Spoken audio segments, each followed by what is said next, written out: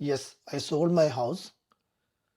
ఎన్నో డ్రీమ్స్‌తో ఇల్లు lot book చేసుకొని, ఆ లాట్‌లో ఫోటోలు దిగి, అండ్ ఆ ఇల్లు కన్‌స్ట్రక్షన్ మొత్తం వెయిట్ చేసి, డిజైన్ సెంటర్‌కెళ్ళి నచ్చినవన్నిటిని సెలక్షన్స్ చేసుకొని, అన్నీ పెట్టి కొన్న ఇల్లుని అమ్మేసినాం. ఓకే. నా జాబ్ పోయిందా అంటే, జాబ్ ఏం పోలేదు. కానీ ఇప్పుడున్న సిట్యుయేషన్‌లో అంత మంత్లీ పేమెంటు ఎక్స్‌పెన్సివ్ హౌస్‌ని మెయింటైన్ చేయడం వర్త్ కాదనిపించింది.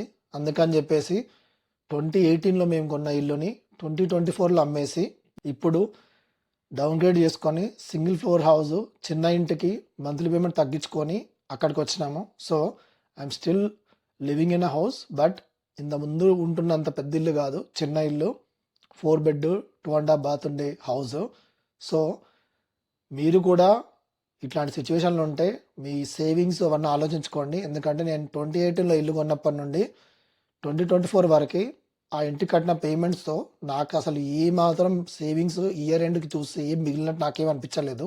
సో, అందుకు ఇది వర్త్ కాదనిపించింది. పెద్ద ఇల్లు కొని దానిలో మనం అసలు యూజ్ కూడా చేయకుండా ఆ ఇంటిని మహా అంటే ఒకటో, రెండో బెడ్‌రూమ్‌లు వాడేదే దానికి అనవసరంగా అంతంత monthly mortgage payment, insurance, and hail పడితే రూఫ్ రీప్లేస్‌మెంటు, ఈ కాస్ట్‌లన్నీ ఆలోచించుకుంటే అసలు ఎక్స్‌పెన్సివ్ ఇల్లు కొనడం వర్త్ కాదనిపించింది. అందుకనే yes, I sold my house.